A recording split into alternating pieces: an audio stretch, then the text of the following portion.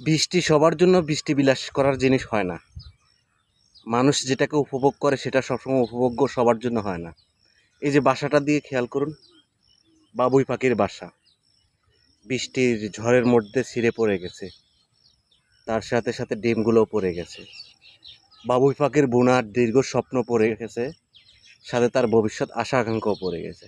কিন্তু বাবু পাখি থেমে থাকবে না, সে আবার বাসা বানাবে। কিন্তু তার নিখুঁত কারিগরিটা একটু দেখুন।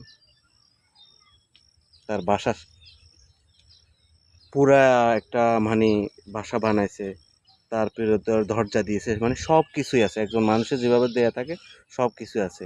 ভিতরে ড্রয়িং রুম সিস্টেম করা সুন্দর কিছু দেওয়া আছে। ঠিক আছে, একটা জিনিস অবাক হওয়ার মতো বিষয়, এত উপর থেকে পড়ছে তারপরও কিন্তু এই যে তার বাসার মধ্যে ডিম ছিল, একটা ডিমও ভাঙেনি। এত উপর থেকে পড়ার পরেও ছিঁড়ে পড়ছে, তাও মানে এমনভাবে তৈরি করছে একটা ডিমও ভাঙেনি। এই একটা সিস্টেম দেখেন, কয়েকটা সিস্টেমে কিন্তু বাবু পাখি বাসা বানায়। এই যে আরেকটা সিস্টেম, এটাতেও একই অবস্থা। কত সুন্দর করে বাসা বানাইছে, ভিতরে থাকার ঘর দিছে, হ্যাঁ, যাতে না পড়ে সেই সিস্টেমে করছে। দেখেন, এটা আর একটা নিখুঁত কারিগরি। ঠিক আছে, আমার মনে হয় এটা শুধু বিশ্রাম করার জন্যই বানায় এরা।